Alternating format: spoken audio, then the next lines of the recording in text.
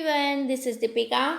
Welcome to AD Commerce classes. Now today in this video we are going to discuss around 5 to 6 questions of a logical reasoning which were asked in June 2013. Okay guys, as we have earlier discussed many more previous year question papers, if you people are new, you have not watched my previous video, so watch my previous video also. Our target is to cover whole previous year question papers from 2012 to 2019. Okay guys, so let us discuss our logical reasoning question. Okay guys, so let's start.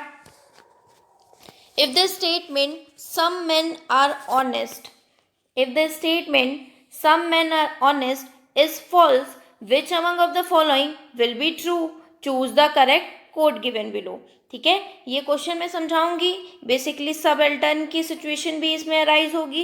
एक aspirants को सब एल्टर्न में problem थी तो वो अपनी problem यहाँ पे सॉर्ट आउट कर सकते हैं. ठीक है, उन्होंने मेरे से पूछा था तो आप यहाँ पे देख सकते हो. मैं सब एल्टर्न अच्छे से क्लियर आपको कर दूंगी. ओके, देखिए ये जो सिचुएशन है ये आपकी बेसिकली क्या है.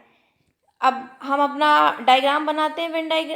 अपना डायग्राम बनाते हैं. स्क्वायर ऑफ अपोजिशन AEIO होता है, सबको पता है.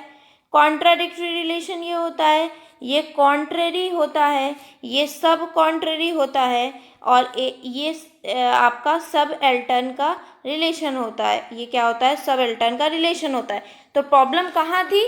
सब एल्टर्न में थी. ठीक है, प्रॉब्लम थी उन्हें सब एल्टर्न में प्रॉब्लम थी. ओके, सब एल्टर्न आपका A और I में होता है और सब एल्टर्न E और O में होता है. ओके, मैंने इसमें एक चीज़ बताई थी आपको क्लू की तरीके से.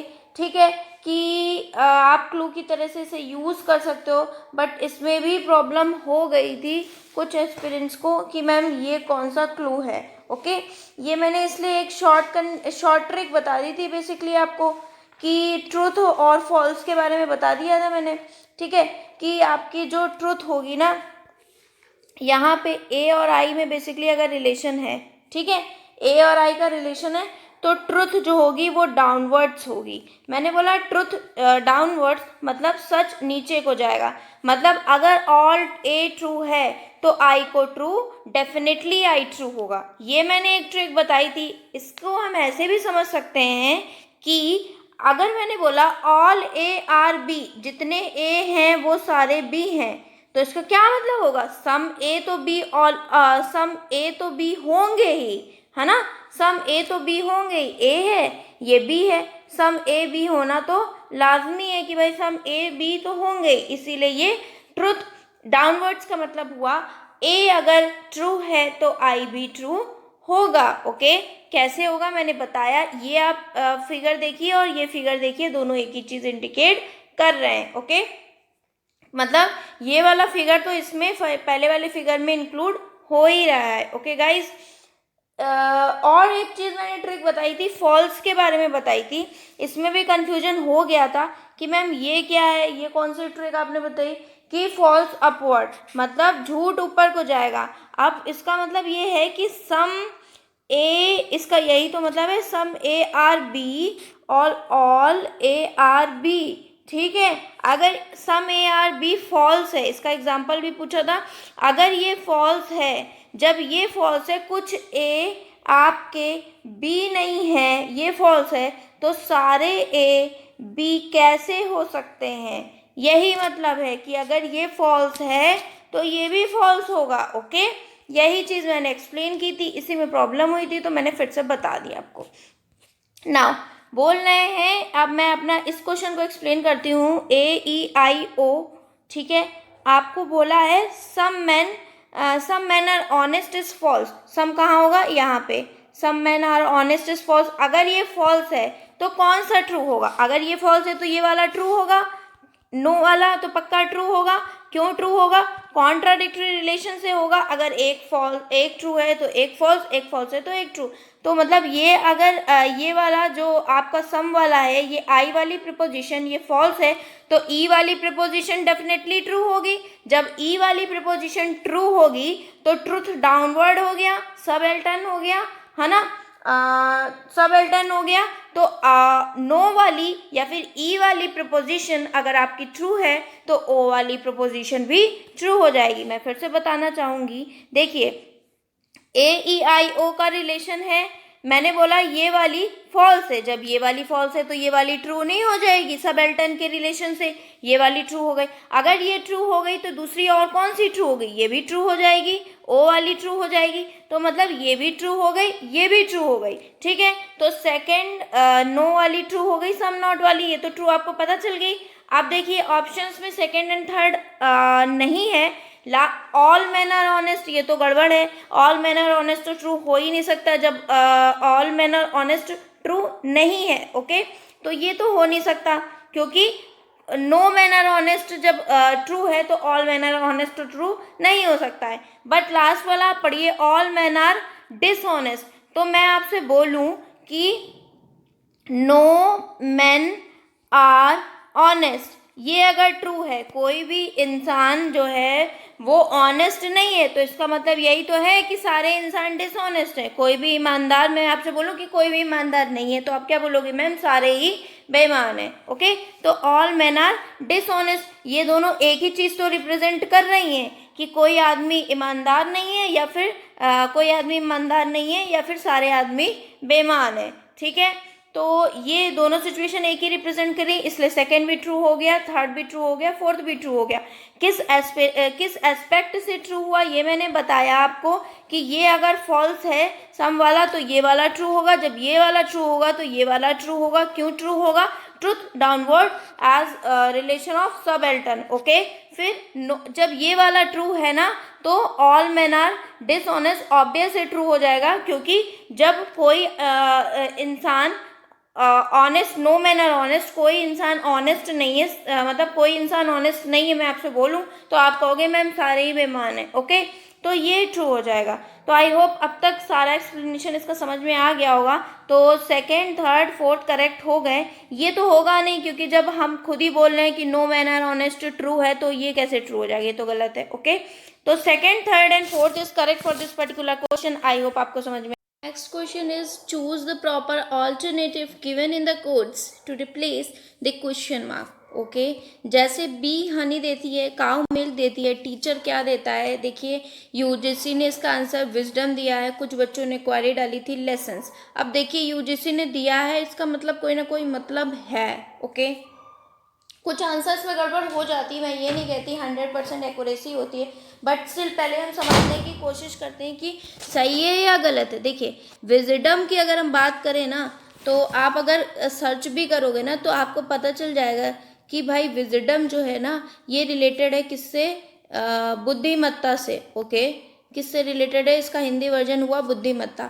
अब अगर इसमें आप इंग्लिश में डालोगे, इंग्लिश में सर्च करोगे तो क्या होगा, इंटेलिजेंस भी आ जाएगी बुद्धिमत्ता में, ओके, लर्निंग भी आ जाएगी बुद्धिमत्ता में, ठीक है। मतलब विजडम में ही आपकी इंटेलिजेंस कवर हो रही है, लेसन्स कवर हो रहे हैं या फिर लर्निंग कवर हो रही है, ओके। तो क्या क्या कवर हो गया, इंटेलिजेंस कवर हो गई, ठीक है, लेसन्स या लर्निंग कवर हो गई, मार्क्स की तो देखिए कोई बात ही नहीं है यहाँ पे, ठीक है। विजडम में ही ये तीनों चीजें कवर हो गई, ओके। अब अगर मार्क्स की बात करें, कुछ बच्चे सोचेंगे टीचर मार्क्स देते हैं, तो ये चीज़ यहाँ पे देखिए जो इफेक्टिव चीज़ें होंगी है ना, कुछ ऐसे टीचिंग के भी क्वेश्चन आ जाते हैं जो मोस्ट इफेक्टिव चीज़ें होती हैं हम उसकी तरफ जाते हैं कि टीचर का काम सिर्फ ये नहीं है कि वो मार्क्स दे रहा, भाई विजडम दे रहा मतलब बुद्धिमत्ता, इंटेलिजेंस दे रहा है, ज्ञान प्रदान कर रहा है, ओके, इंटेलिजेंस दे रहा है बच्चों को। मार्क्स देना ये तो कोई मतलब अच्छी बात नहीं है, मतलब मार्क्स तो वो देंगे बट स्टिल हमें एक इफेक्टिव रीज़न की ओर जाना है या फिर एक वैलिड रीज़न की ओर जाना है जो अपना खुद का मीनिंग रखता है, ठीक है।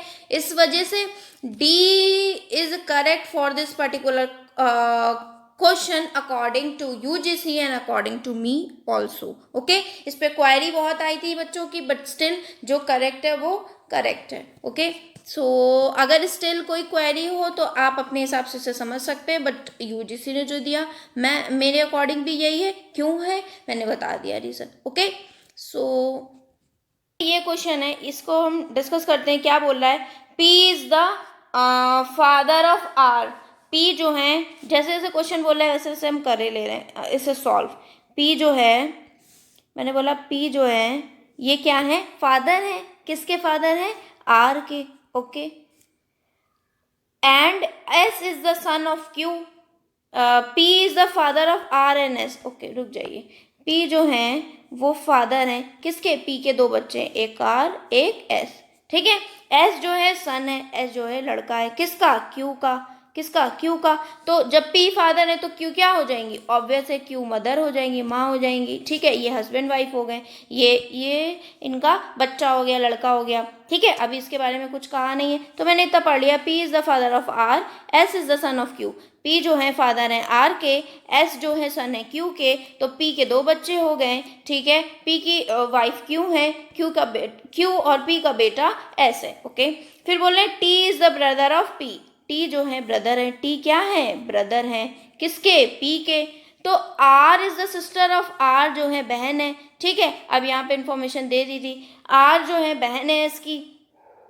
तो Q और T का रिलेशन बताना है आपको, Q और T का रिलेशन मतलब ये आपके पापा हुए, ठीक है, ये मदर हुई आपकी, आप दोनों भाई बहन हुए। तो आप में आपकी मदर में और आपके चाचा में रिलेशन पूछा गया है, तो जो बेसिकली भाभी या फिर सिस्टर इन लॉ भी बोल सकते हैं, ठीक है। नंद का रिलेशन तो बेसिकली हमको पता ही है कि सिस्टर इन लॉ का होता है, और भाभी का रिलेशन भी you can say sister in law, okay. तो भाभी और चाचा का आपके रिलेशन पूछा गया है, that is sister in law या भाभी, सिस्टर भाभी तो लिखा नहीं होगा इसलिए सिस्टर इन लॉ लिखा है। Sister in law is correct for this particular question, और नंद के लिए भी हम सिस्टर इन लॉ यूज करते हैं, ये सबको पता ही है, ओके। आई होप ये समझ में आ गया होगा, सिंपल सा क्वेश्चन था, ठीक है। तो sister in law is correct for this particular question. Now we move on to our next question. What question says, a definition put forward to resolve a dispute by influencing attitude और steering emotion is called. देखिए कौन सी ये definitions होती है, मैंने ये सारी definitions करा रखी हैं, स्टिल मैं फिर से बताती हूँ आपको सारी डेफिनेशन। देखिए लैक्सिकल डेफिनेशन आपकी वो डेफिनेशन होती है जो वर्ड जिस लैंग्वेज में जैसे यूज कर होता है ना वैसे ही हम यूज करते हैं, जैसे एक्सपोर्ट इम्पोर्ट, जो वर्ड जैसे यूज हो रहा है हमने उसको वैसे ही यूज किया, या हम बोल सकते हैं डिक्शनरी में, या फिर जैसे डिक्शनरी में जो वर्ड जैसे पाए जाते हैं हम उन्हें वैसे ही यूज कर रहे हैं without any changing, okay. Now अगर हम स्टिपुलेटिव डेफिनेशन की बात करें तो स्वयं निर्मित, हमने कुछ वर्ड खुद बना लिए। फॉर एग्जाम्पल मेरे कुछ वर्ड खुद होंगे जो मैं ही समझ सकती हूँ, दूसरा पूछेगा अरे मैम क्या कह रहे हो आप, ठीक है। तो ये चीज़ है, अब हमने बनाया है, जैसे फॉर एग्जांपल एक वर्ड बनाया है सेल्फी, ठीक है। तो ये हम लोगों ने बनाया है ना कि सेल्फी, ये कहीं लिखा तो है नहीं डिक्शनरी वगैरह में कि हाँ आपने फ्रंट कैमरे से खींचा दैट इज सेल्फी और ये वो, ऐसा कुछ नहीं है। सेल्फी मतलब स्टिपुलेटिव डेफिनेशन जो आप खुद निर्माण कर रहे हो, लोकल लैंग्वेज में आपने कुछ वर्ड बनाया, जैसे चारपाई होती है उसको बोला खटिया, ठीक है। तो ऐसे वर्ड आपने कुछ खुद बना लिए है ना, तो दैट इज स्टिपुलेटिव डेफिनेशन जिसमें आपने अमेंडमेंट की है। लैक्सिकल डेफिनेशंस आपकी वो डेफिनेशन होती हैं जो आपके डिक्शनरी की आज इट इज होती हैं, आप वैसे ही यूज कर सकते हो, आप कुछ भी उसमें अमेंड नहीं करते हो, ओके। नाउ अगर हम बात करें प्रिसाइजिंग डेफिनेशन की, तो पर्पस क्या होता है प्रिसाइजिंग डेफिनेशन का, to reduce the vagueness of a word, किसी वर्ड की वेगनेस को रिड्यूस करना, ठीक है, ये पर्पस होता है प्रिसाइजिंग डेफिनेशन का, ठीक है। There are terms in our language which must have precise definition, हमारी लैंग्वेज में कुछ ऐसे टर्म्स होते हैं जिनमें प्रिसाइज डेफिनेशन यूज होती हैं या फिर प्रिसाइज डेफिनेशन मस्टली इन्वॉल्व होती हैं, ठीक है। बिकॉज क्योंकि some future actions are based on our knowledge of them, क्योंकि कुछ हमारे फ्यूचर एक्शंस अपनी नॉलेज पे, हमारी नॉलेज पे बेस्ड होते हैं, जैसे गुड है, ग्रेट है, क्लियर है, बिग है, इसके एग्जाम्पल्स हो सकते हैं, ओके, या इसके एग्जाम्पल हैं। प्रिसाइजिंग भी समझ में आ गया होगा। अब देखिए परसुएसिव डेफिनेशन क्या होती हैं. Some definitions are intended either mainly or at least partly to influence attitudes. Okay, attitudes बताते हैं. Okay, persuasive definition under which the definitions are categorized into the favorable or unfavorable response of the object so defined. persuasive definition basically वो definitions होती हैं. for example, आपने में से कोई question पूछा, मैंने बोला हाँ, मैंने अपने एस्पेक्ट से उसका यस आंसर दिया और रीज़न बताया. आपने वो किसी और टीचर से बोला, उन्होंने कुछ और बताया या नो बताया. फॉर एग्जांपल वही वाला क्वेश्चन था ना जो ऊपर वाला बी हनी वाला था. ठीक है, मेरे से पूछा, मैंने कुछ बताया, आपने किसी और से पूछा, कुछ बताया, यूजीसी ने कुछ और बताया. ओके, तो ये बात है कि सब इंसान, जो इंसान जैसा सोचता है, अपने अपने एटीट्यूड्स के अकॉर्डिंग उसने अपना आंसर दिया. एटीट्यूड, इमोशंस, रिस्पॉन्स के बेसिस पे उसने अपना आंसर दिया. अब एग्जाम्पल एक और ले सकते हैं कि मेरे से पूछा गया कि democracy is a government is a government of the people, to the people and by the people. मैंने बोला कि भाई पॉजिटिव एस्पेक्ट में मैंने रिप्लाई किया, मेरी फ्रेंड ने नेगेटिव एस्पेक्ट में रिप्लाई किया. मतलब मैं कैसा सोचती हूँ, मेरा एटीट्यूड इसके रिगार्डिंग पॉजिटिव है, उसका एटीट्यूड इसके रिगार्डिंग नेगेटिव है. तो ये हो गई आपकी परसुएसिव डेफिनेशन. ओके, इसका ट्रिक यही हो सकता है कि आप अपने जो आपके इमोशंस हैं, ठीक है, एटीट्यूड्स हैं, है ना, इनके बेसिस पे आप चीज़ों को डिस्टिंग्विश करते हो. ओके, तो क्वेश्चन में आपको सीधे सीधे यही दे के रखा था. अगर आपने डेफिनेशन अच्छे से पढ़ी होगी तो आई होप आपको समझ में आ गया होगा. लेक्सिकल होगा नहीं, डिक्शनरी वाली डेफिनेशन हमने यूज़ की नहीं है. ठीक है, स्टिपुलेटिव है नहीं, सेल्फ मेड हमने कुछ किया नहीं है. ओके, परसुएसिव एंड प्रिसाइजिंग मैंने अभी अभी आपको क्लियर किया है कि प्रिसाइजिंग क्या होता है कि वेगनेस ऑफ द वर्ड को रिड्यूस करने के लिए यहाँ पे ऐसा कुछ दिया नहीं है. एटीट्यूड्स वगैरह के अकॉर्डिंग आप अगर आंसर्स देते हो तो वो आपका परसुएसिव होता है. तो यहाँ पे यही तो लिखा है, इन्फ्लुएंसिंग एटीट्यूड और steering emotions. It means B is correct for this particular question. क्यों करेक्ट हुआ मैंने बता दिया. आई होप गाइज ये समझ में आ गया होगा आपको. Okay, now this one is the last question for today's video. क्या बोला है, वेन डायग्राम के कुछ आपको फीचर्स दे के रखे हैं. ठीक है, वेन डायग्राम से बहुत सारे फीचर्स होते हैं, मैं आपको प्रोवाइड कर दूंगी. स्टिल इसमें मैं प्रोवाइड करना भूल गई हूँ. मैं आपको उसमें टेलीग्राम ग्रुप पे इसके वेन डायग्राम के फीचर्स प्रोवाइड कर दूंगी. 10-12 कुछ फीचर्स होते हैं, आप उतने अगर पढ़ लेंगे तो उस फीचर्स के अलावा कुछ और फीचर्स आपसे पूछे नहीं जाएंगे और ये number of time repeated question है. Okay, Venn diagram is a clear method of notation. सही है, ये फीचर होता है. ठीक है, diagram is the most direct method of testing the validity of categorical syllogism. सही है, ये भी सही है. Venn diagram method the premise and the conclusion of a categorical syllogism is diagrammed. Okay, ये लिखा है प्रीमाइज और कंक्लूजन को डायग्राम किया जाता है. देखिए हमारे जो वेन डायग्राम होता है ना, वो कैटेगोरिकल प्रिपोजिशन पे बेस्ड होता है, जो हमारा पीपीसी होता है बेसिकली, प्रीमाइज एंड कंक्लूजन. ठीक है, तो प्रीमाइज होती है, फिर प्रीमाइज होती है कंक्लूजन. यहाँ पे आपके क्या दे के रखा है क्वेश्चन में, Venn diagram method of premise and conclusion of a categorical syllogism. सिर्फ premise and conclusion of the categorical syllogism. Just a minute. ठीक है, तो इसमें क्या हुआ बेसिकली, वेन डायग्राम में कैटेगोरिकल प्रिपोजिशंस जो आपका बेस होता है. ठीक है, two premises. Okay, two premises and one conclusion पे बेस होता है, ना कि एक प्रीमाइस और कंक्लूजन पे. ओके, इस वजह से ये आपका ऑप्शन गलत हो जाएगा. ठीक है, लास्ट वाला ऑप्शन है, in Venn diagram method the three overlapping circle are drawn tested for a categorical syllogism. तो ये बेसिकली एक फीचर होता है वेन डायग्राम का. ठीक है, अब मैं आपको कुछ फीचर्स और बता देती हूँ वेन डायग्राम के. देखिए आप नोट करना चाहें तो नोट कर सकते हैं कॉपी पेन लेके. Venn diagram represent preposition as well as classes. It can provide number 1. Okay, number 2, it can provide clear method of notation. Now number 3, it can provide the direct method of testing and validity. Number 3. Number 4, Venn diagram represent the arguments graphically. Number 5, Venn diagram can enhance our understanding. This one is number 6.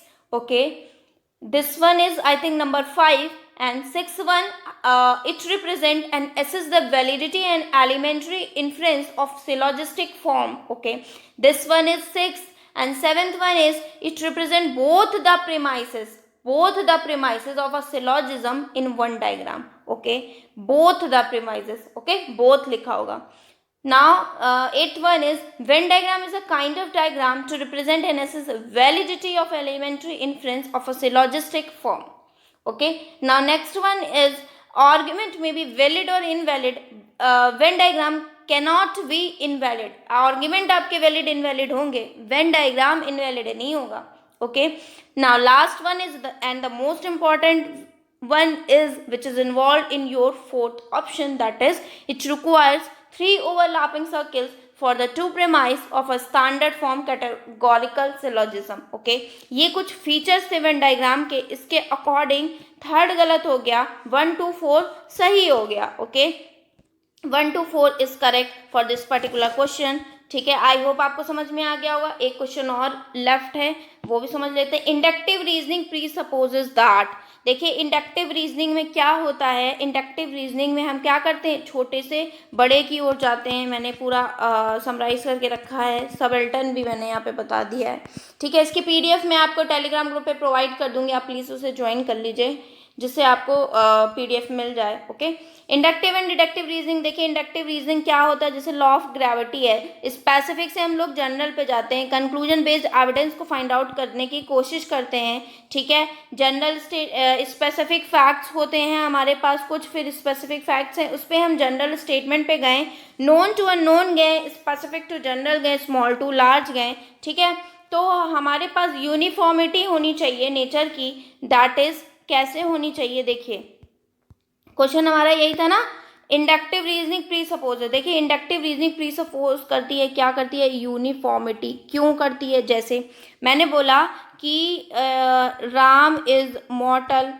ठीक है, uniformity, Shyam is mortal. Inductive reasoning है ना ये, inductive reasoning. Inductive to deductive मतलब हम specific, ये specific है, specific to general गए. जनरल कब जाएंगे, जब चीज़ें कॉमन होंगी, यूनिफॉर्म होंगी. मॉर्टल मॉर्टल, राम भी मैंने, श्याम भी मैंने, तब मैं बोल पाऊंगी कि all mens are mortal. Okay, अगर हम दोनों चीज़ें अलग अलग ले लें कि Ram is immortal, Shyam is mortal and Mohan is immortal, इस तरीके की चीज़ें ले लेंगे, यूनिफॉर्मिटी नहीं रखेंगे, तो फिर हम कंक्लूजन पे नहीं जा पाएंगे, इंडक्टिव या डिडक्टिव किसी पे भी. ओके, इसलिए यूनिफॉर्मिटी नेचर में होना ज़रूरी है. Okay, uniformity in human nature को ये क्या करती है, प्री सपोज करती है. यूनिटी देखिए आपकी नहीं करती है. यूनिटी, एकता की कोई बात ही नहीं है कि सब लोग एक साथ काम करेंगे, ऐसा कुछ भी नहीं है. ठीक है, इंटीग्रिटी की भी बात नहीं है. इंटीग्रिटी ये मतलब होता है अखंडता, है ना, जो खंडित ना हो अखंडता, ये भी कोई बात नहीं है. हार्मनी मतलब जैसे सामंजस्य मिल के 2-3 लोग काम करें, दैट इज, ये भी बात नहीं हुई. तो यूनिफॉर्मिटी हुई. ओके, मतलब एक रूपता होनी चाहिए, प्रकृति की एक रूपता होनी चाहिए, जैसे सारे man, all man are mortals. Okay, तो C option is correct for this particular question. आप देख सकते हैं मैंने नीचे सारे नोट्स ये खुद के बनाए हैं, तब आपको मैं प्रोवाइड कर रही हूँ. ये आपके सारे नोट्स हैं. यहाँ पे ये AE आई थिंक इसमें चला गया है, ये AEIO है. ओके, तो आई होप ये आपको समझ में आया होगा. ठीक है, ये सारे रूल्स हैं, जिनको प्रॉब्लम थी सबल्टन की उनकी भी मैंने क्लियर कर दी है, और ये आप नीचे इसको देख सकते हो. आई होप क्वेश्चंस आपको अच्छे से समझ में आ गए होंगे, एक्सप्लेनेशन समझ में आ गया होगा. वीडियो पसंद आई हो, मेरी मेहनत पसंद आई हो, तो please like share and subscribe करना गाइज ना भूलिएगा चैनल को. Okay, so it was in this video, meet you in my next video. Till then stay happy and keep learning guys. Tata, bye bye, take.